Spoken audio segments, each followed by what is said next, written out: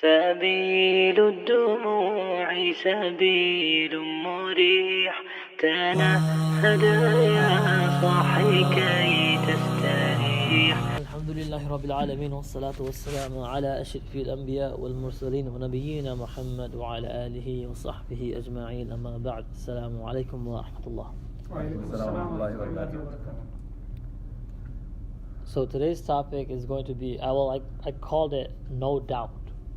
And the reason I'm calling it is this.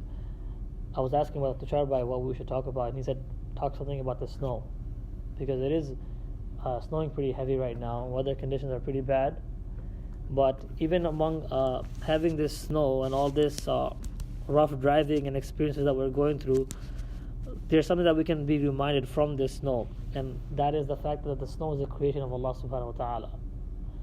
And even though when it comes to us we see it as a headache, but the snow is proof in a way for us that Allah subhanahu wa ta'ala exists. Because in the Quran, Allah subhanahu wa ta'ala says that do they not ponder, do they not reflect? If we were to just look up and look around us, look at the sky, we would notice that there is no way that this can all be here today without a creator. This would all lead us to the understanding that, you know what, we are the creation and there is a creator, and there's a bigger purpose to everything that we have, everything that we do. Us being here has a purpose. One of the biggest issues we have right now in our times is atheism. Just recently, there are people who are confused, especially youth who are confused about, well, not confused actually they're confident. Before they were confused, now they're confident to say that there probably isn't a God, because they study sciences and engineering and they become doctors, what have you, get PhDs, and they excel in their fields, and they come to a point where they feel that I know so much that if I cannot reason it out that there is God, then there should not be God. There cannot be God. But it's so silly of us to think that when the creation of Allah is right in front of us. And if we were to just look at the snowflake, we learn in elementary school the uniqueness of the snowflake. Little kids learn this as they're growing up. And even when little kids make snowflakes, none of them are alike, because they all have different designs in their head. And that's just coming from human beings. Imagine the designs of Allah subhanahu wa ta'ala. How many designs are there? Right? There's been so much research trying to find, two snowflakes that are alike. I don't care if you find 10 snowflakes that are alike. Think about the ones that are not alike. Right? How many snowflakes are there that are not alike? How small is a snowflake and how quickly does it evaporate? So if we have that much snow outside, thick enough to make our cars slip or get stuck in, how much snow is that? Really? And that's all coming from Allah subhanahu wa ta'ala, the way He made it, the way He made nature in itself, and how beautiful it is. So yes, sometimes we might look at it as a negative thing, that it's a lot hard to drive and we have to shovel and there's a lot of hassle that comes in it. Safety is a concern. But that goes to show that the creation of Allah can go in many ways. Snow can be used for good or can be used for bad. Fire can be used for good, it can be used for bad. We have tools around us. Allah subhanahu wa ta'ala made the creation. Allah subhanahu wa ta'ala created everything in this world to serve us in a way. Everything that you see, all the animals, all the trees, everything, it serves a purpose to us. So why did Allah subhanahu wa ta'ala create us? To serve Him. He gave us the dunya, so the dunya serves us, and that's its purpose. And He created us to serve Him. And we cannot serve Him until we see and appreciate the dunya that's around us, the world that's around us, the nature that we have. Too often we're secluded in rooms such as this, where we have artificial light, where we don't see the sun.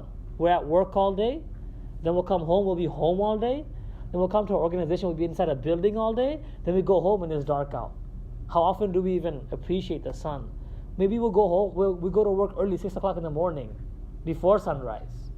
We come home, that happened to me in the summertime. I would go to work, it was an hour drive. I would go to work before sunrise and come home after sunset. I would not see the sun from Monday to Friday. But that the sun is such a huge indication that Allah subhanahu wa ta'ala exists. Allah subhanahu wa ta'ala exists. Because without a creator, none of this can happen.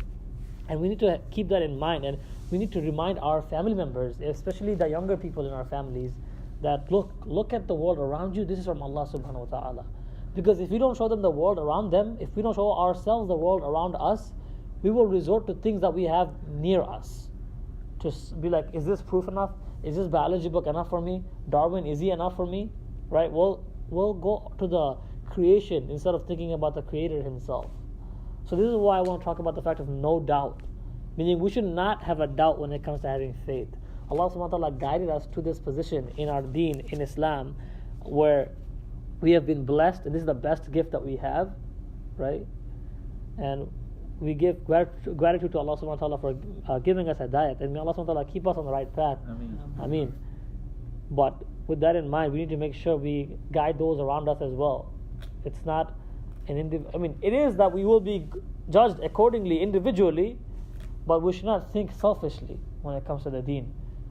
Honestly, like when we have our friends and our families, especially younger kids should definitely understand that Allah, everything good that they get in their life, it's coming from Allah subhanahu wa ta'ala.